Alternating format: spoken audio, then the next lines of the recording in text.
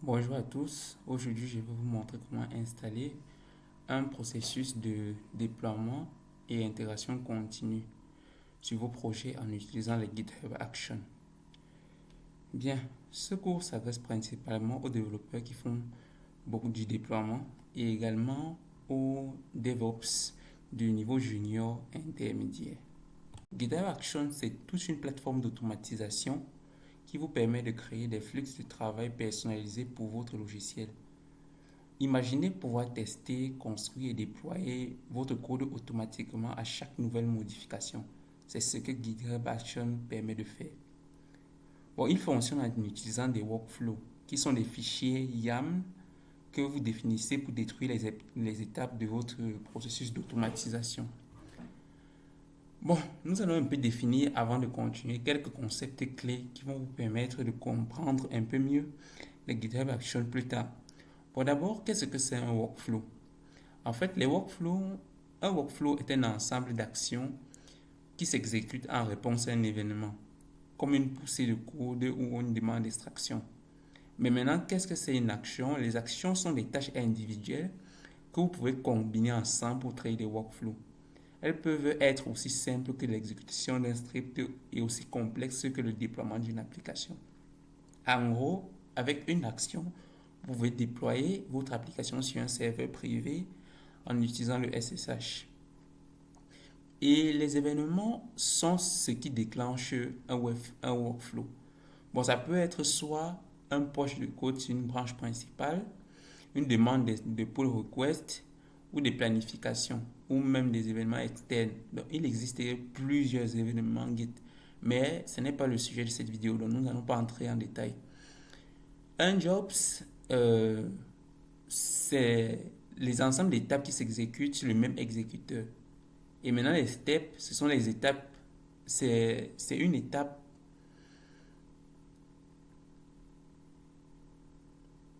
Comment expliquer ça? Bon, un step est une action individuelle qui s'exécute dans un job. Bon, c'est bien beau de dire tout ça, mais maintenant, essayons un peu de voir concrètement à quoi ça peut servir tout ça. Bon, le premier cas d'utilisation des GitHub Actions, c'est le déploiement, donc l'intégration continue, le déploiement continu. Ça vous permet d'automatiser vos tests, vos déploiements et assurer également la qualité de votre code. Avec les GitHub Actions, vous pouvez également automatiser les tâches répétitives comme par exemple la suppression de packages inutiles ou bien par exemple gérer des problèmes de dépendance ou des tests, lancer des tests. Bon, les GitHub Actions permettent également d'améliorer votre code. Par exemple, si vous mettez votre code en ligne et qu'il y a des erreurs au niveau du linter ou des prettiers, vous pouvez lancer certaines commandes grâce au GitHub Actions de façon automatique qui vous permettront d'améliorer votre code. Bon, c'est tout pour la définition des GitHub Actions. Maintenant, nous allons explorer la syntaxe de ces actions-là. Excusez-moi, mais avant de continuer avec la présentation des GitHub Actions, je tiens d'abord à préciser un point que j'avais oublié tout à l'heure. Sachez que tous vos workflows GitHub doivent se situer dans ce dossier GitHub/workflow. Dans mon cas, je n'ai qu'un seul workflow, donc deploy.yaml, qui me sert pour déployer mon application. Alors, essayons ensemble d'examiner la structure de ce workflow. Le premier mot-clé que vous pouvez voir ici, c'est le mot-clé name. En fait, ce mot-clé juste est utilisé pour pouvoir identifier nos actions GitHub dans l'interface de GitHub. Donc, GitHub fournit une interface qui permet de voir l'ensemble de vos workflows et ce nom sera utilisé pour pouvoir connaître quel workflow, pour pouvoir identifier vos workflows. Nous avons maintenant le mot-clé on. Ce mot-clé est assez simple à comprendre.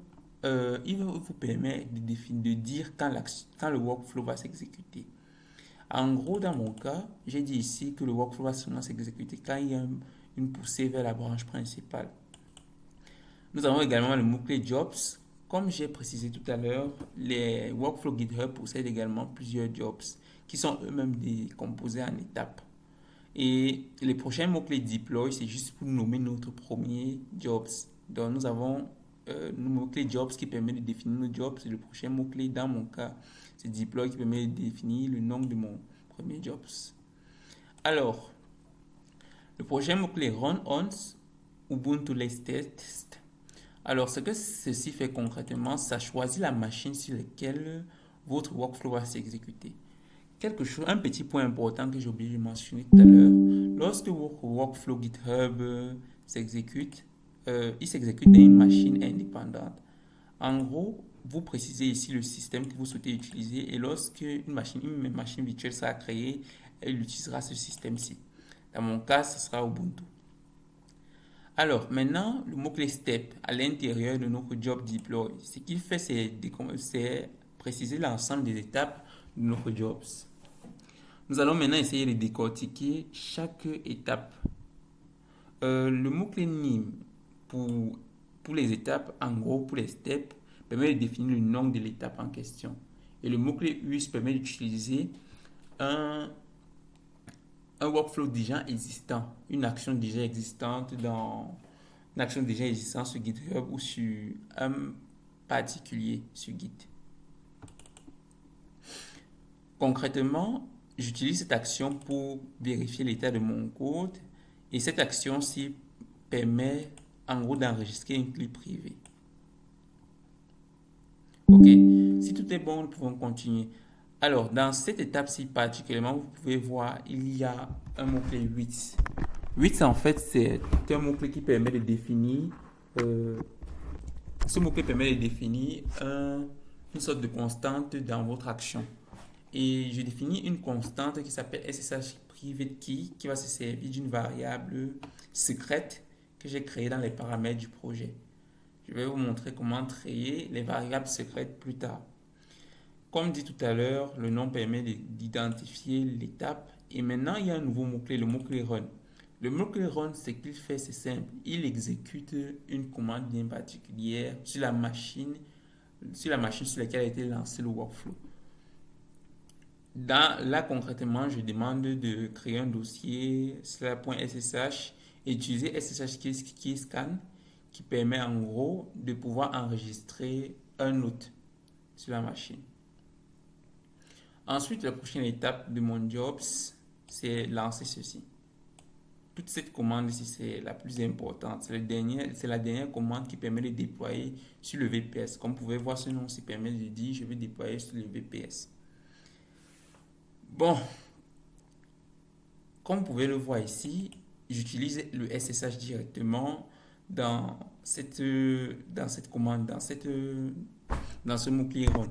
En utilisant le SSH, cela permet à mon action GitHub de se connecter à mon serveur en ligne. J'exécute maintenant un ensemble de commandes directement par SSH. Je me rends dans le répertoire du projet. D'abord, je tiens à préciser, il ne faut pas vous inquiéter si vous voyez secret partout. Secret, ce sont juste des variables secrètes qu'on peut définir dans les paramètres du projet. Ensuite, je lance l'agent SSH et j'ajoute une clé. Bon, ça, c'est une clé publique que j'ajoute dans l'agent SSH pour me permettre de cloner mon projet directement par SSH. Je lance la commande qui me permet de cloner mon projet. Je me sers de Docker Compose afin de construire mon projet. Je me rends dans le répertoire du point web et j'exécute d'autres commandes qui me permettent de construire également la version web. Donc cette commande si Docker Compose me permettait de construire principalement le backend. Et là, avec cet ensemble de commandes-ci, je peux construire le front-end de mon application. Et à la fin, il y a un message de déploiement successful qui permet de dire que le déploiement s'est bien passé.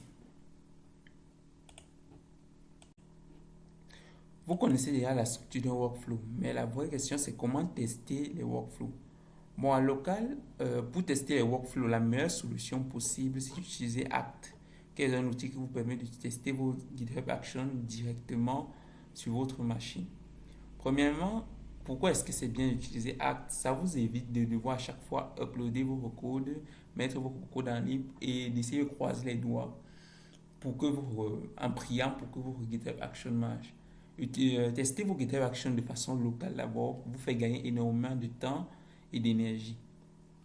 Ok, le gros avantage des actes, c'est qu'il vous permet également de simuler le comportement des variables d'environnement ou même des variables secrètes des projets. Comme vous pouvez le voir ici, il y a plusieurs commandes sur acte et il se base principalement sur Docker pour pouvoir s'exécuter. Vous connaissez maintenant acte, mais maintenant il est temps de vous présenter comment ça marche. En gros, j'ai pris la peine de rédiger un README contenant les commandes à lancer pour pouvoir exécuter acte en local pour Linux et pour Windows.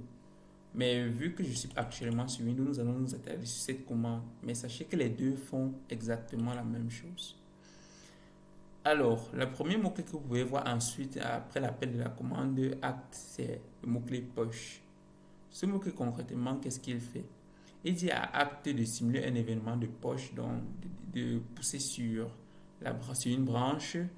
Et là, je dis à acte de se servir de ce fichier JSON pour simuler également les différentes informations de poussée.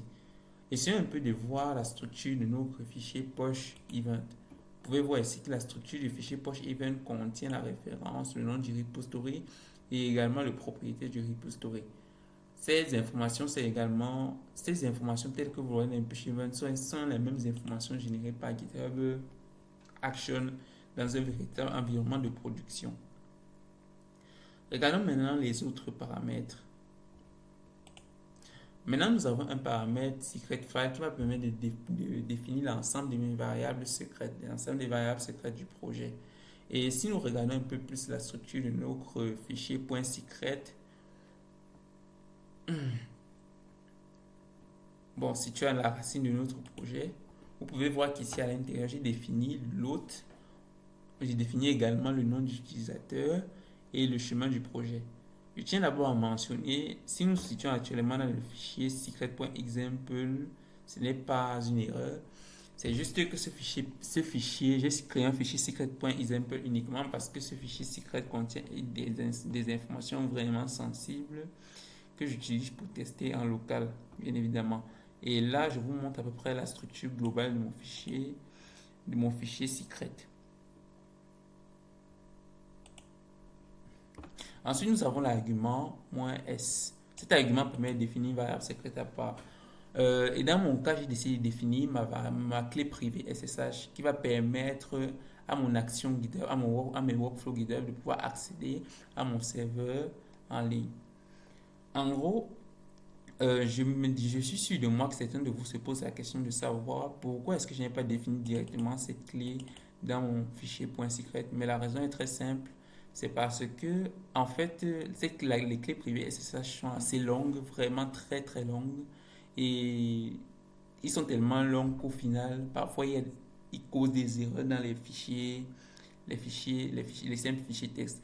Donc, je préfère spécifier la valeur de cette variable à part. GetContent, c'est juste une fonction propre à l'invite à PowerShell qui permet de récupérer le contenu d'un fichier. Ma clé privée SSH se situe ici dans le fichier deploy. Comme vous pouvez le voir ici, je récupère le contenu de mon fichier deploy et je le mets dans le contenu de cette variable. Donc cette clé ici va permettre à mon action de pouvoir accéder à mon serveur.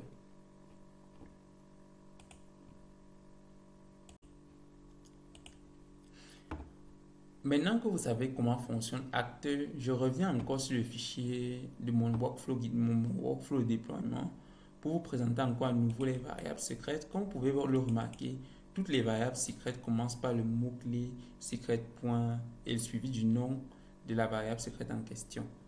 Donc, toutes les variables secrètes sont encore, je tiens à le rappeler, définies dans le fichier .secret dans mon cas.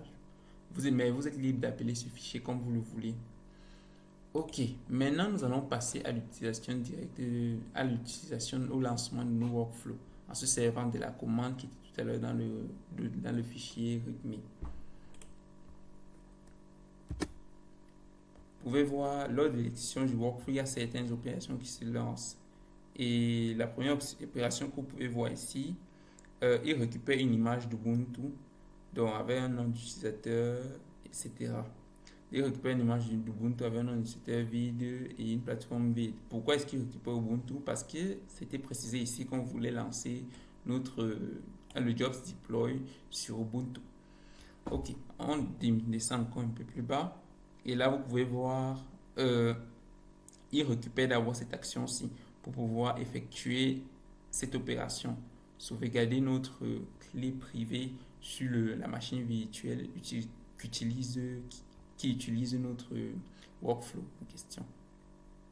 Okay, une fois la machine privée virtuelle créée, bon, je vais sauter ces étapes. Je les ai déjà expliquées. Nous avons ces étapes. La première étape, c'est se connecter à un VPS en ligne en se servant de notre clé publique et de notre nom d'utilisateur. Donc, notre clé et de notre nom d'utilisateur. N'oubliez pas que pour pouvoir accéder à un VPS utilisant un serveur en ligne, vous devez aussi enregistrer la clé publique en ligne. Donc, dans mon cas, j'ai déjà enregistré la clé privée et la clé publique a été enregistrée également sur le serveur. Là, je spécifie le nom de l'utilisateur et également le nom de l'autre. Ça me permet de me connecter à mon serveur SSH. Et je passe cette petite ligne-ci qui va me permettre de passer directement toutes les commandes à mon serveur SSH. Ok. Descendons un peu plus bas.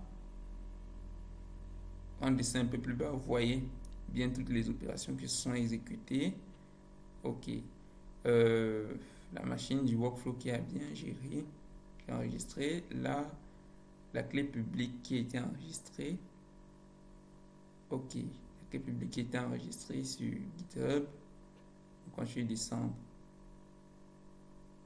Ok. Donc ça, c'est la clé publique qui s'affiche. Et là, c'est l'indication du succès pour dire que le SSH a été bien installé sur les clés SSH ont été bien installées pour notre workflow et sur notre serveur. Alors, on continue de descendre. On voit ici, la connexion s'est bien passée. En gros, oui, la connexion s'est bien passée. Les prochaines opérations qui se sont exécutées, c'est ceci. J'ajoute une clé, donc une clé SSH encore. Cette clé SSH, c'est une clé GitHub maintenant qui va me permettre de cloner mon repository. Qui va me permettre de cloner mon repository. Donc, je l'ajoute et je récupère mon repository en me servant de la commande git pull. Après l'avoir récupéré, je lance la commande docker compose qui va directement essayer de lancer les builds pour d'abord mon application backend. Si vous descendez plus bas, vous pouvez voir ici que docker compose s'est lancé. Ok, alors ça c'est un test. Vous pouvez voir ici que docker compose s'est lancé.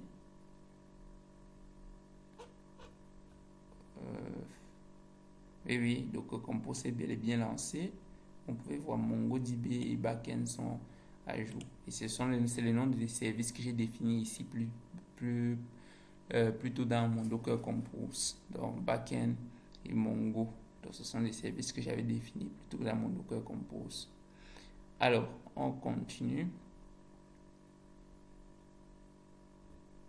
Là, concrètement, c'est cette ligne, c'est cette partie qui est en train de s'exécuter. J'ai demandé à mon serveur de se servir de la dernière version LTS de Node.js. Et là, il me spécifie qu'il utilise la version 20. Je tape un npm install pour pouvoir installer toutes les dépendances. Bon, j'ai oublié de mentionner un petit détail. Après l'exécution de mon fichier Docker Compose, je suis en train de dossier web qui contient le front-end de mon application.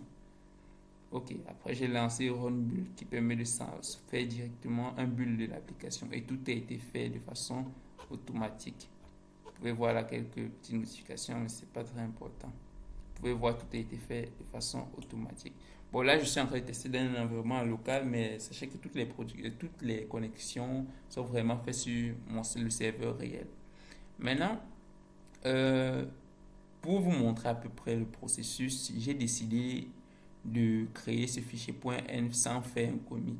En gros, maintenant, si je fais un commit, normalement, je vais vous montrer sur GitHub comment est-ce que c'est présenté maintenant côté GitHub lorsqu'une mise à jour est directement faite automatiquement et lorsque un workflow est lancé.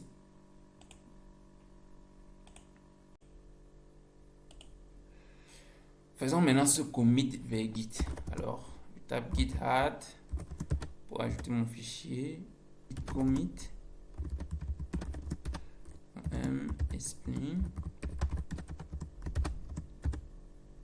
Ok, maintenant je fais un git push origine.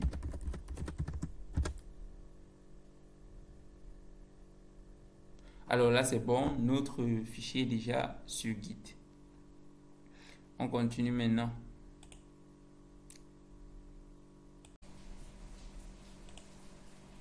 Me voici sur le repository GitHub de mon application et voici le commit que je viens de faire. Et également à côté du nom du commit que je viens de faire, vous pouvez voir une indication de succès. Mais qu'est-ce que c'est cette indication exactement? Bon, cette indication montre que les workflows présents sur le repository Git se sont exécutés sans attroupes. Dans mon cas, c'est l'unique workflow que j'ai, donc deploy to VPS. Et si on clique sur les détails du workflow, on va pouvoir voir à l'intérieur l'ensemble des jobs qui ont été exécutés. Donc le job d'abord setup job qui permet de définir la machine qui sera utilisée. Et également le job deploy to VPS qui permet de se connecter au VPS et de déployer en se servant de Docker Compose, npm, etc. Vous savez que les GitHub ou les workflows GitHub se servent des variables secrètes. Mais maintenant que nous sommes dans l'interface GitHub, vous devez souvent vous poser la question de savoir comment est-ce qu'on fait pour définir les variables secrètes dans l'interface GitHub. Alors, ça aussi c'est assez simple. Il suffit d'aller dans les paramètres du projet et d'aller dans la section secret et unvariables.